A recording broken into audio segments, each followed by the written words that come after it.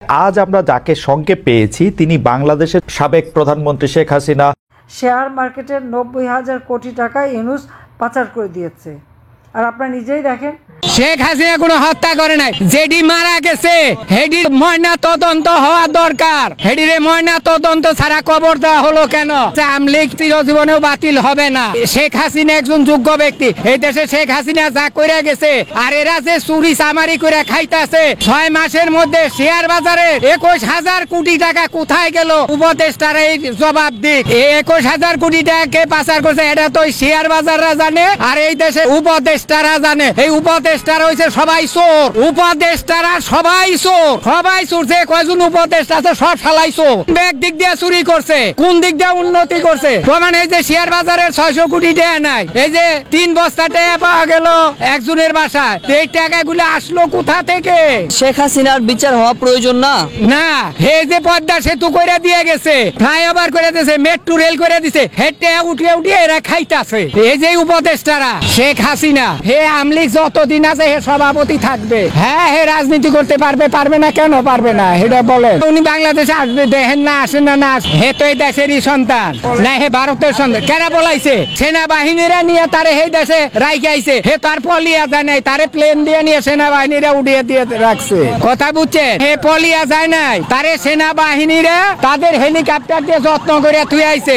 কয় যে তারে ফেরত আনতে হবে, তাহলে তারে ফেরত আনতে হলে সেনাবাহিনীরা কয় না কাছে ফেরত দাও। সেনাবাহিনীরা বলে না কেন যে ফেরত দাও? সেনাবাহিনীরা ফেরত আনো। আগামী জাতীয় সংসদ নির্বাচন কেমন হওয়া প্রয়োজন? সুষ্ঠু এবং শান্তিপূর্ণ হওয়া দরকার। সংস্কার ছাড়াই যদি এরা নির্বাচন দেয়, এরা খালি কয় এই সংস্কার করবে, কোন সংস্কারই তো হইতাছে না। কোন সংস্কার হইতাছে? হ্যাঁ পারবে, আমলিগ অংশ নিবে। যারা আমলিগের ভালো লোক আছে সবাই কি গণহত্যাকারী? ভালো লোক কয়জন আছে এটা আপনি বাইর করেন। যে যারা এই দেশে প্রকৃত লোক, যারা ভালো, আপনি যদি ভালো হন, আপনার কি দোষী সাব্যস্ত করা যাবে? তাহলে আপনি নির্বাচন করতে পারেন। যে অপরাধ করছে তার বিচার হবো, যে অপরাধ করে নাই হে কোন দোষে দোষী, যে অপরাধ করে নাই হে কোন দোষে দোষী, যে হত্যা করছে তারাই নিবে। দেশের যে 4,646 জন পুলিশ মারা গেছে, হে পুলিশ কি এই দেশের সন্তান না? হেরা তো সরকারের হুকুমে গুলি করছে, তাহলে তাদের কথাটা উঠে না কেন? হেরা কি এই দেশের সন্তান না? শুনে, হেরাও তো এই দেশের, আমার ভাই আছে, আপনারও ভাই আছে। তাইলে হেরা যদি অন্যায় করে থাকে, এই দেশের প্রজাতন্ত্রের চাকরি করে, প্রজাতন্ত্রের কর্ম। শেয়ার মার্কেটের 90,000 কোটি টাকা ইউনূস পাচার করে দিয়েছে।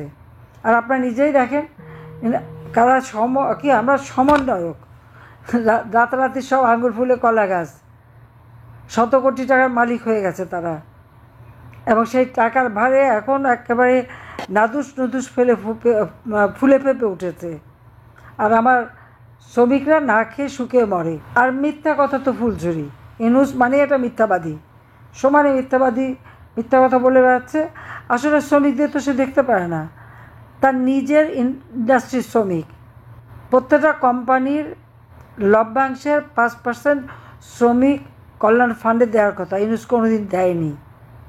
যখন শ্রমিকরা দাবি করলো, তাদেরকে চাকরি থেকে বের করে দিল। 99 জনকে একসাথে চাকরি থেকে বের করে দিয়েছিল। তারা মামলা করলো, সেই মামলায়, এবং ইউনূস কিন্তু লেবার কোর্টে শ্রমিকদের করা মামলায় সাজাপ্রাপ্ত আসামি। যে একজন শ্রমিকের অর্থ আত্মসাৎ মামলায় সাজাপ্রাপ্ত আসামি লেবার কোর্টে, আজকে সে যখন ক্ষমতায় বসেছে, তো শ্রমিকদের কল্যাণে কাজ করবে কেন? দেশ বিক্রি করতে এসেছে। চট্টগ্রাম পোর্ট বেচবে, করিডোরের নামে বাংলাদেশ বিক্রি করবে, আন্তর্জাতিক আদালতে মামলা করে জয়লাভ করে বিশাল সমুদ্র সীমা অর্জন করি। আজকে সেই সমুদ্র এবং আমাদের বাংলাদেশ আজকে লিজ দিচ্ছে, সেখানে অন্য দেশ ঘাঁটি করবে, আমাদের ঘাড়ে চড়ে অন্য দেশ বন্দুক চালাবে। তা আমাদের অবস্থাটা কি হবে? মিয়ানমার থেকে প্রায় 11 লক্ষের মতো রোহিঙ্গা আমাদের দেশে, 10 লক্ষ আমার সময় এসছে। আমি মানবিক কারণে তাদেরকে জায়গা দিছি। ডক্টর ইউনূস বলেছিলেন উনি ক্ষমতা এসে সব রোহিঙ্গাদের দেশে ফেরত পাঠাবে, রোহিঙ্গারা নাকি মিয়ানমারে যে ঈদের উৎসব করবে। আপনি দেখেন এই লোকটা যা বলে কাজ করে তার উল্টা। বললো ফেরত পাঠাবে। আমরা মিয়ানমারের সরকারের সাথে আলোচনা করেছি, প্রায় 2 লক্ষের কাছাকাছি তালিকাও হয়ে গেছে, চিহ্নিত করা হয়েছে তারা ফেরত যাবে। কিন্তু সেটা আমরা কার্যকর করতে সময় পাইনি। ইউনূস আসার পরে কী করলো, বললো সব ফেরত পাঠাবে। আবার আমরা যে বলছিলাম 1,80,000 সেটাই বললো ফেরত যাবে। একজন রোহিঙ্গা কি ফেরত পাঠাতে পেরেছে? পারাই নাই। উল্টো আরও 1.5 লক্ষ রোহিঙ্গা আরও পুনরায় বাংলাদেশে ঢুকেছে তার আমলে। কী জবাব দেবে সে? কথা তো বলে এসেছিল লম্বা লম্বা, কাজের বেলায় তো লবণাঙ্কা। এটা হলো তার চরিত্র। নিজের ভাগ্য করতে আর পয়সা বানাতেই ব্যস্ত।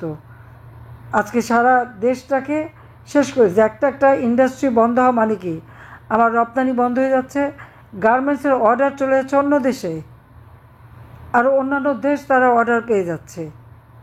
কারণ এখানে ইন্ডাস্ট্রি তারা চালাতে পারে না। একটা তো নিরাপত্তা নাই, তার মব জাস্টিসের নামে তার পেটোয়া বাহিনী উচ্চ আদালত থেকে শুরু করে নিম্ন আদালত এবং প্রত্যেকটা প্রতিষ্ঠানে যেয়ে তারা হামলা চালায়, চাঁদাবাজি করে এবং সেইভাবেই তারা দেশের মানুষের যত রকমের অধিকার সব কেড়ে নিয়েছে। আপনি কথা বলবেন অমনি মব জাস্টিস, এটা কোন ধরনের কথা? গার্মেন্টস শ্রমিকরা আন্দোলন করলো, গুলি করে 2 জনকে হত্যা করলো। মাদ্রাসা শিক্ষকরা, প্রাইমারি শিক্ষকরা, ছাত্ররা যারাই আন্দোলন করেছে সেখানেই গুলি, সাউন্ড গ্রেনেড, বোমা এবং লাশ ফেলেছে এবং সব গুম। কোনো নিউজ দিতে পারবে না, নারী ধর্ষণ, শিশু ধর্ষণ কোনো নিউজ দিতে পারবে না। সাংবাদিকতা এবং সংবাদপত্র এবং মিডিয়ার গলা চিপে ধরে রেখে দিয়েছে।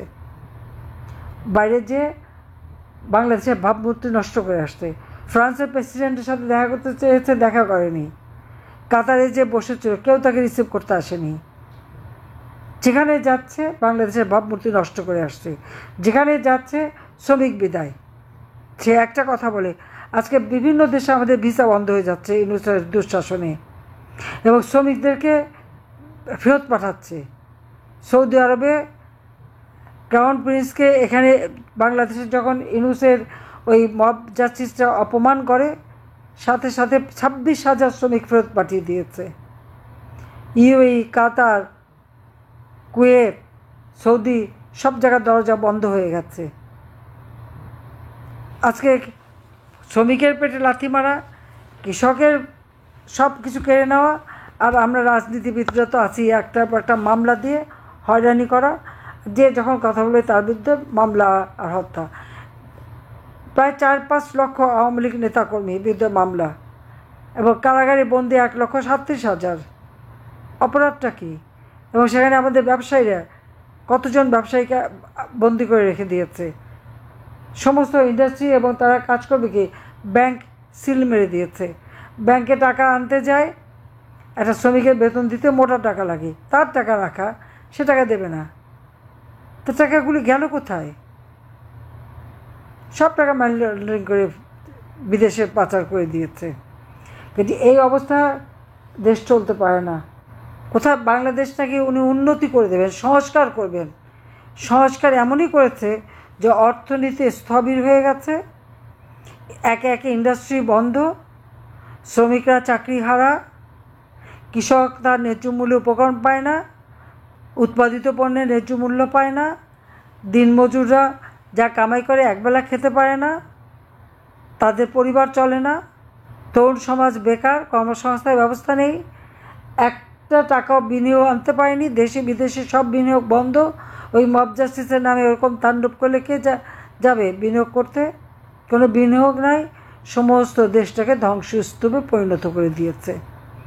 কাজে এদের হাত থেকে দেশকে মুক্ত করে আমার কৃষক, শ্রমিক, মেহনতি মানুষের মুখের গ্রাস যারা কিনেছে তাদেরকে ক্ষমতা থেকে হটাতে হবে এবং ইউনূসকে সরিয়ে দিয়ে দেশটা যাতে ভালোভাবে চলতে পারে তার ব্যবস্থা করতে হবে।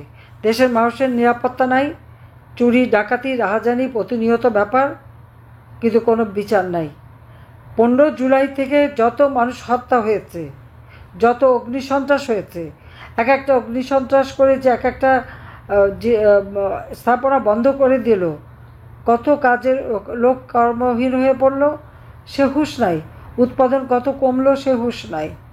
অগ্নিসন্ত্রাস আর ওই যে চাপাতি, চাইনিজ কুড়াল, অস্ত্র, লাঠিসোঁটা দিয়ে মানুষকে খুন করা, প্রকাশ্য দিবালোকে কুপিয়ে কুপিয়ে মানুষ মারা, এই সমস্ত অরাজকতায় সারা দেশ আজকে একটা ভয় ভীতি শঙ্কার মধ্য দিয়ে চলছে। সকলকে আজ এক হয়ে মাঠে নামতে হবে এবং মাঠে নেমে এই আপদটাকে আজকে তাড়াতে হবে, দেশ থেকে ক্ষমতা থেকে সরাতে হবে, অবৈধভাবে দখল করা ক্ষমতার থেকে বাংলাদেশকে মুক্ত করতে হবে। আমি সেই আহ্বানই জানাচ্ছি, যার যেখানে যা আছে সব নিয়ে এক হয়ে নামেন। ইনশাল্লাহ এর হাত থেকে দেশকে মুক্ত করতে পারলে বাংলাদেশ আবার শান্তিতে চলবে। আর আমি তো আপনাদের পাশে আছি। সামান্য সময় কয়েক মিনিটের জন্য বেঁচে গিয়েছিলাম, তা আল্লাহ বাঁচিয়ে রেখেছেন যখন, নিশ্চয়ই কোনো কাজ আছে। প্রত্যেকবারই তো এটাই হয়। 21 আগস্ট গ্রেনেড হামলা করে আমাকে হত্যার চেষ্টা করেছিল এই খালেদা তারেকরা, আর 5ই আগস্ট আমাকে আর রেহানাকে হত্যার পরিকল্পনা করেছিল এই সুদখোর ইউনূস। আবার এই দুই খুনি এক জায়গা হয়েছে, তাদের আবার সমঝোতা হয়ে গেছে। বাহ, চমৎকার! রতনে রতন চেনে আর শিয়ালে চেনে কচু, বাংলাদেশে কথা আছে না, সেই অবস্থা আমরা দেখি।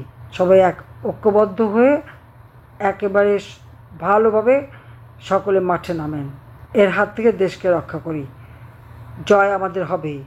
জয় বাংলা, জয় বঙ্গবন্ধু, বাংলাদেশ চিরজীবী হোক।